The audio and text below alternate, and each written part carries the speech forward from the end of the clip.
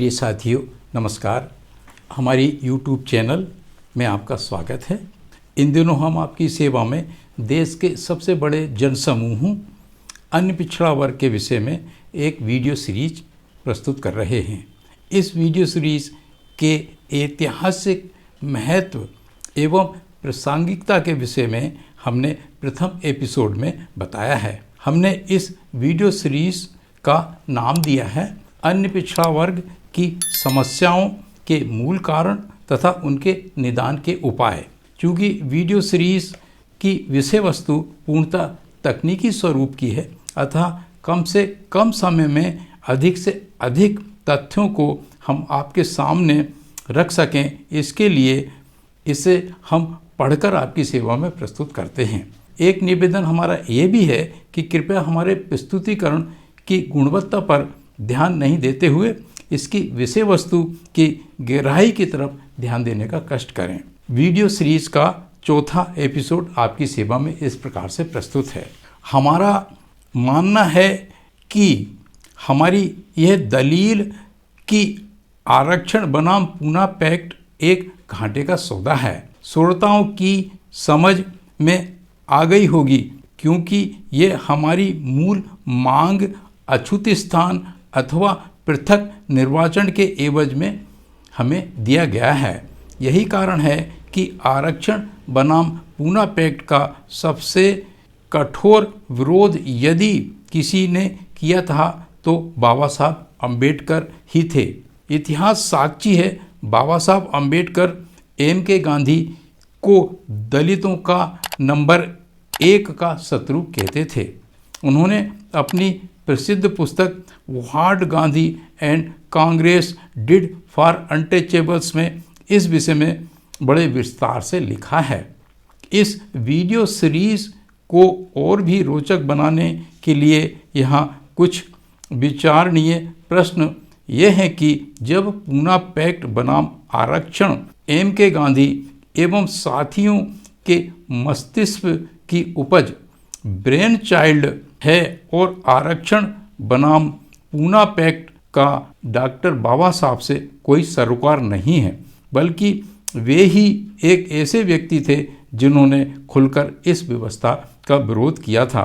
वह बड़े ही दुखी मन से इस पूना पैक्ट पर हस्ताक्षर किए थे। तो क्यों आज आरक्षण विरोधी आंदोलन में बाबा साहब को हर स्थल पर हर तरह से अपमानित किया जाता है, उनके अनुयायियों को प्रताड़ित किया जाता है, उनकी छोटी छोटी झोंपड़ियों में उन्हें जिंदा जलाया जाता है, उनकी माँ बहनों से सामूहिक बलात्कार किया जाता है, उनकी छोटी छोटी संपत्तियों से उन्हें बेदखल किया जाता है, जबकि ना तो वे आरक्षण की भीख मांगने उच्च जातियों के पास गए थे और ना पूना पैक्ट उनके दिमाग की उपज है।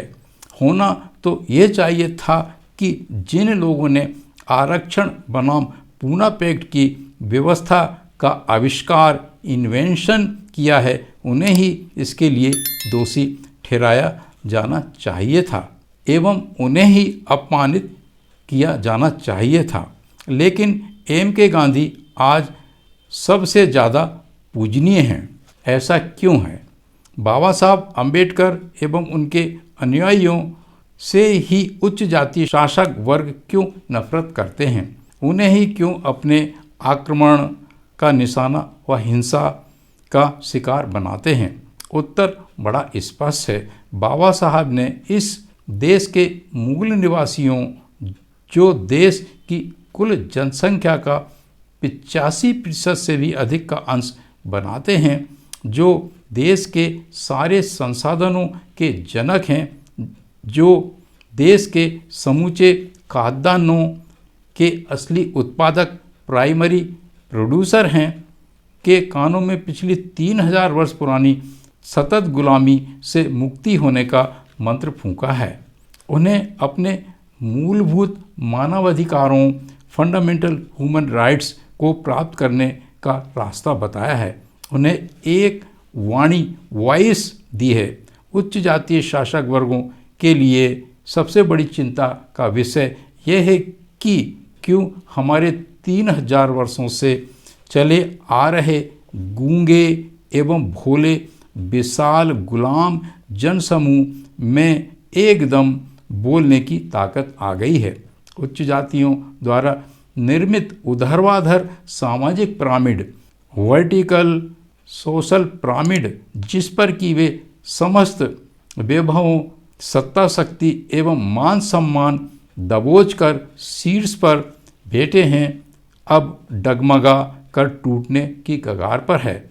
और यदि वो टूटा तो स्वाभाविक है कि सबसे ऊंचाई पर से गिरने वाले को ही सबसे ज़्यादा चोट लगती है। यही बात उच्च जातियों, शासक वर्गों को सबसे अधिक सताती है। यही देश का सबसे बड़ा और प्रधान विरोधाभास, प्रिंसिपल कॉन्ट्रडिक्शन है।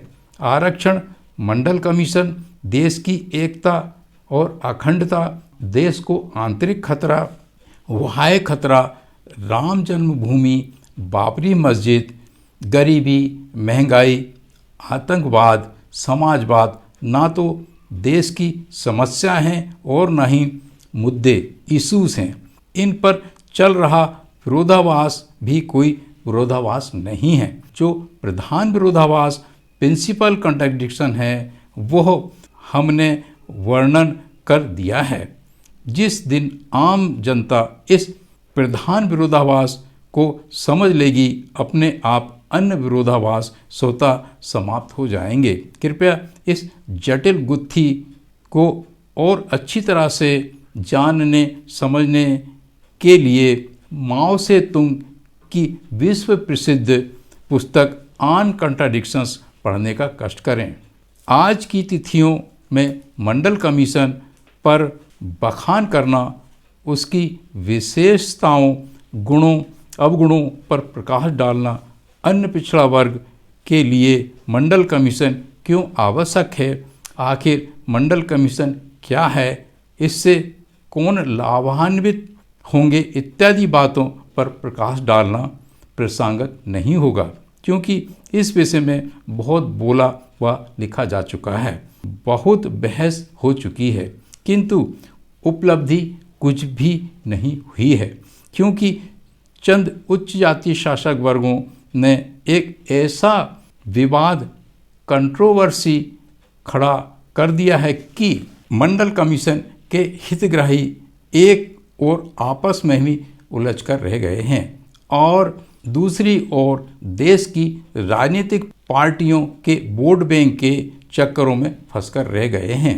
जिस रणनीति, स्ट्रेटेजी को लेकर मंडल कमीशन का युद्ध लड़ा गया, जिन मान्यताओं, अवधारणाओं को लेकर ये युद्ध लड़ा गया और जिन बैनर तले ये युद्ध लड़ा गया, वो ना तो सही था और ना ही ठोस उद्देश्यपरक। राजनीतिक भाषा में इस युद्ध के मात्र उसके कूटनीतिक वोट बैंक बढ़ाने के उद्देश्य थे। परिणाम ये हुआ कि मंडल कमंडल के युद्ध में मंडलधारी 85% से भी अधिक लोग मात्र 10-15% कमंडलधारी लोगों से बुरी तरह से परास्त हो गए। अतः पुनः पुरानी रणनीति के साथ मंडल कमंडल युद्ध छेड़ने का आह्वान करना अपने रहे हाथ पैरों को तुड़वाने वाली बात होगी। जब उच्च जाति शासक वर्गों ने मंडल कमीशन को एक बहुत बड़े विवाद, कंट्रोवर्सी को जन्म देकर धराशायी कर दिया है, तो विज्ञान, साइंस यह कहता है कि इस मुद्दे को नए ओज विगर के साथ पुनः जीवित करने के लिए इससे भी अधिक बड़े विवाद, कंट्रोवर्सी को हमें जन्म देना होगा।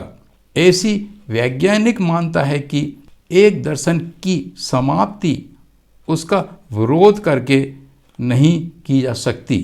इस हेतु उससे कहीं प्रभावशाली दर्शन को जन्म देना होता है, अतः और अधिक प्रभावकारी विवाद को जन्म देना होता है। इस हेतु अन्य पिछड़ा वर्ग के अग्रणी लोगों को विभिन्न राजनीतिक पार्टियों के राजनीतिक दायरे से ऊपर उठकर आगे आना होगा। कृपया ध्यान दें, इस मामले में अन्य पिछड़ा वर्ग बहुत पीछे हैं अथवा शून्य हैं, जबकि अनुसूचित जातियां, अनुसूचित जनजातियां, धार्मिक अल्पसंख्यक में अग्रणी और क्रांतिकारियों की कोई कमी नहीं है।